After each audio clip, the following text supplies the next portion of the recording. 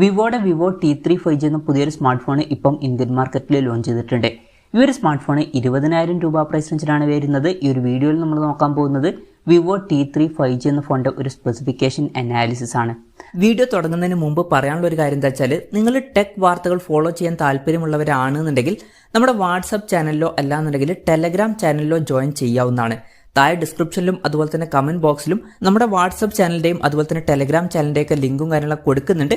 അവിടെ റെഗുലർ ആയിട്ടുള്ള ടെക് അപ്ഡേറ്റ്സും കാര്യങ്ങളൊക്കെ ലഭിക്കുന്നതായിരിക്കും.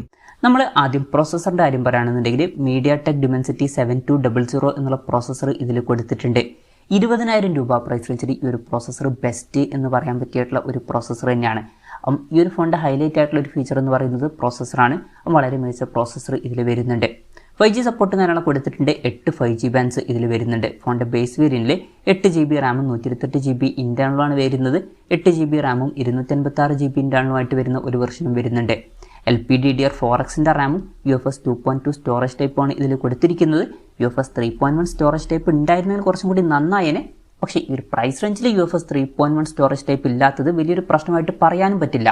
പിന്നെ മെമ്മറി എക്സ്പാൻഡ് ചെയ്യണമെന്നുണ്ടെങ്കിൽ ഹൈബ്രിഡ് സിം സ്ലോട്ട് ഈ ഫോണിൽ കൊടുത്തിട്ടുണ്ട്. അതായത് മെമ്മറി കാർഡ് യൂസ് ചെയ്യണമെന്നുണ്ടെങ്കിൽ യൂസ് ചെയ്യാം. പക്ഷേ മെമ്മറി കാർഡ് യൂസ് ചെയ്യണമെന്നുണ്ടെങ്കിൽ ഒരു സിം മാത്രമേ യൂസ് ചെയ്യാൻ പറ്റുള്ളൂ. പിന്നെ സ്റ്റീരിയോ സ്പീക്കേഴ്സും കാര്യങ്ങളൊക്കെ ഈ ഫോണിൽ വരുന്നുണ്ട്. 3.5mm ഓഡിയോ ജാക്ക് ഈ ഫോണിൽ കൊടുത്തിട്ടില്ല. Android 14 ബേസ് ആയിട്ടുള്ള ഫൺ ടച്ച് OS സോഫ്റ്റ്വെയർ ആണ് ഈ ഫോണിൽ വരുന്നത്. ഈ ഒരു ഫോണിൽ 2 കൊല്ലത്തെ OS അപ്ഡേറ്റും അതുപോലെ തന്നെ 3 കൊല്ലത്തെ സെക്യൂരിറ്റി അപ്ഡേറ്റ്സും കാര്യങ്ങളൊക്കെ ലഭിക്കുന്നതായിരിക്കും. ഇനി ഡിസ്പ്ലേയുടെ കാര്യത്തിലോട്ട് വരികയാണെന്നുണ്ടെങ്കിൽ 6.6 ഇഞ്ചിന്റെ ഫുൾ HD+ ഡിസ്പ്ലേ ഇതിൽ കൊടുത്തിട്ടുണ്ട്.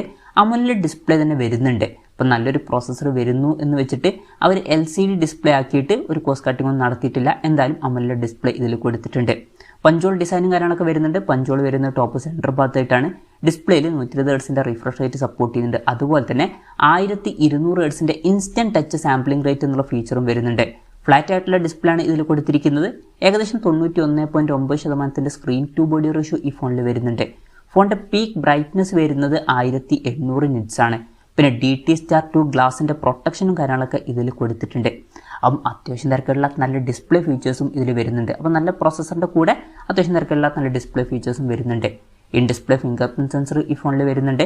ഫോണിന്റെ വെയിറ്റ് വരുന്നത് 185.5 ഗ്രാമാണ്. തിക്നെസ് വരുന്നത് 7.83mm ആണ്. പിന്നെ IP54 റേറ്റിംഗ് ഇതിൽ സപ്പോർട്ട് ചെയ്യുന്നുണ്ട്.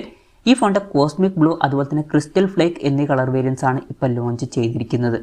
ഇനി ക്യാമറയുടെ കാര്യത്തിലോട്ട് വരികയാണെന്നുണ്ടെങ്കിൽ ഫോണിന്റെ പിന്നിൽ ഡ്യുവൽ ക്യാമറ സെറ്റപ്പാണ് കൊടുത്തിരിക്കുന്നത്. 50 മെഗാ പിക്സലിന്റെ f1.79 അപ്പേഴ്സിൽ വരുന്ന മെയിൻ ക്യാമറ സെൻസർ ഈ ഫോണിൽ വരുന്നുണ്ട്. ഇത് സോണി IMX882ന്റെ സെൻസറാണ്. ഈ ഒരു പ്രൈസ് റേഞ്ചിൽ ഇത് വളരെ മികച്ച ഒരു സെൻസർ തന്നെയാണ്. OSന്റെ സപ്പോർട്ടും ഇതിൽ വരുന്നുണ്ട്. അപ്പം വളരെ മികച്ച ഒരു മെയിൻ ക്യാമറ സെൻസർ ഇതിൽ കൊടുത്തിട്ടുണ്ട്. അതെടുത്ത് പറയേണ്ട ഒരു കാര്യം തന്നെയാണ്. രണ്ടാമത് 2 മെഗാ പിക്സലിന്റെ f2.4 അപ്പേഴ്സിൽ വരുന്ന ഡെപ്ത് സെൻസറാണ് കൊടുത്തിരിക്കുന്നത്.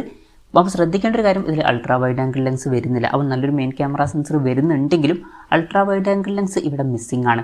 പിന്നെ ഇത് കൂടാതെ ഒരു ഫ്ലിക്കർ സെൻസറും ഇതിൽ കൊടുത്തിട്ടുണ്ട്. ഫ്രണ്ടിൽ 16 മെഗാ പിക്സലിന്റെ f2.0 അപ്പേഴ്സിൽ വരുന്ന സെൽഫി ക്യാമറ ആണ് വരുന്നത്. അപ്പം ഓൺ പേപ്പർ ക്യാമറ സ്പെസിഫിക്കേഷൻ നോക്കുകയാണെന്നുണ്ടെങ്കിൽ നല്ലൊരു മെയിൻ ക്യാമറ സെൻസർ വരുന്നുണ്ട്. പക്ഷേ അൾട്രാ വൈഡ് ആംഗിൾ ലെൻസ് വരുന്നില്ല. പിന്നെ ശ്രദ്ധിക്കേണ്ട ഒരു കാര്യം എന്താണെന്ന് വെച്ചാൽ, നമ്മൾ ജസ്റ്റ് ഓൺ പേപ്പർ ക്യാമറ സ്പെസിഫിക്കേഷനെ പറ്റിയിട്ട് മാത്രമാണ് പറയുന്നത്. ക്യാമറ ടെസ്റ്റിംഗ് നടത്തിയിട്ടില്ല.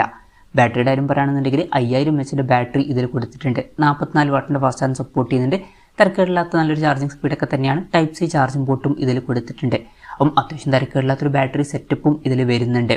അപ്പം ഇതൊക്കെയാണ് ഫീച്ചേഴ്സിനെ പറ്റി പറയാനുള്ള കാര്യങ്ങൾ. പിന്നെ വിലയുടെ കാര്യം പറയുകയാണെന്നുണ്ടെങ്കിൽ 8GB റാം 128GB ഇന്റേണൽ വെർഷൻ്റെ വില വരുന്നത് 19,999 രൂപയാണ്.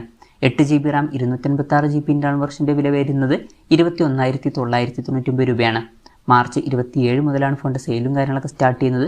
ഫ്ലിപ്കാർട്ട് വഴിയാണ് ഫോണിൻ്റെ സെയിൽ നടക്കുന്നത്. പിന്നെ ഫോൺ പ്രീ ഓർഡർ ചെയ്യുകയാണെന്നുണ്ടെങ്കിൽ വിവോയുടെ XE710 TWS ഫ്രീ ആയിട്ട് ലഭിക്കുന്നതായിരിക്കും. പിന്നെ HDFCയുടെ അതുപോലെ തന്നെ SBIയുടെ ഒക്കെ കാർഡ് യൂസ് ചെയ്യുകയാണെന്നുണ്ടെങ്കിൽ 2000 രൂപയുടെ ഓഫ് വേറെ എക്സ്ട്രാ ലഭിക്കുന്നതായിരിക്കും. പിന്നെ പറയേണ്ട ഒരു കാര്യം എന്താ വെച്ചാൽ, ഇപ്പോൾ അടുത്ത് ഇന്ത്യൻ മാർക്കറ്റിൽ iQOO Z9 എന്നുള്ളൊരു സ്മാർട്ട് ഫോൺ ലോഞ്ച് ചെയ്തിട്ടുണ്ടായിരുന്നു. ഈ ഒരു ഫോൺ ആ ഫോണിൻ്റെ റീബ്രാൻഡഡ് വെർഷനാണ്. ഇപ്പോൾ സെയിം ഫീച്ചേഴ്സ് തന്നെയാണ് വരുന്നത്. അതുപോലെ തന്നെ സെയിം പ്രൈസ് റേഞ്ചിലാണ് ഈ ഫോൺ വരുന്നത്. അപ്പം എന്താണ് ഡിഫറൻസ് എന്ന് ചോദിച്ചാൽ, വിവോ T3 എന്ന ഫോണിൻ്റെ സെയിൽ ഫ്ലിപ്കാർട്ട് വഴിയായിരിക്കും നടക്കുക. അതുപോലെ തന്നെ iQOO Z9 എന്ന ഫോണിൻ്റെ സെയിൽ ആമസോൺ വഴിയായിരിക്കും നടക്കുക. അതാണ് കാര്യമായിട്ടുള്ള വ്യത്യാസം. ബാക്കിയൊക്കെ സെയിം ആണ്. പിന്നെ ഡിസൈനിൽ ചെറിയൊരു ചേഞ്ചസ് ഉണ്ട്, അത്രയേ ഉള്ളൂ. എന്തായാലും ഓവറോൾ നോക്കുകയാണെന്നുണ്ടെങ്കിൽ 20,000 രൂപ പ്രൈസ് റേഞ്ചിൽ വിവോ T3 5G എന്ന ഫോണിൽ അത്യാവശ്യം നല്ല ഫീച്ചേഴ്സും കാര്യങ്ങളൊക്കെ വരുന്നുണ്ട് എന്ന് തന്നെ പറയാവുന്നതാണ്. നല്ലൊരു പ്രോസസ്സർ കൊടുത്തിട്ടുണ്ട്. തിരക്കേടില്ലാത്ത ഡിസ്പ്ലേ ഫീച്ചേഴ്സും നല്ലൊരു മെയിൻ ക്യാമറ സെൻസറും അതുപോലെ തന്നെ നല്ലൊരു ബാറ്ററി സെറ്റപ്പും കാര്യങ്ങളൊക്കെ ഇതിൽ വരുന്നുണ്ട്. അൾട്രാ വൈഡ് ആംഗിൾ ലെൻസ് വരുന്നില്ല എന്നുള്ളൊരു കാര്യം വരുന്നുള്ളൂ, എന്നാലും നല്ലൊരു മെയിൻ ക്യാമറ സെൻസറൊക്കെ ഇതിൽ കൊടുത്തിട്ടുണ്ട്. എന്തായാലും മൊത്തത്തിൽ നോക്കുമ്പോൾ ഇതിൽ അത്യാവശ്യം നല്ല ഫീച്ചേഴ്സും കാര്യങ്ങളൊക്കെ വരുന്നുണ്ട് എന്ന് തന്നെ പറയാവുന്നതാണ്. അപ്പം ഈ ഒരു പ്രൈസ് റേഞ്ചിൽ തീർച്ചയായിട്ടും കൺസിഡർ ചെയ്യാൻ പറ്റിയിട്ടുള്ള ഒരു ഫോൺ തന്നെയാണ് വിവോ T3 5G എന്നൊക്കെ പറയാം. എന്തായാലും ഈ ഒരു ഫോണിനെ പറ്റിയിട്ടുള്ള നിങ്ങളുടെ അഭിപ്രായം ജസ്റ്റ് ഒന്ന് കമൻറ്റ് ചെയ്യുക.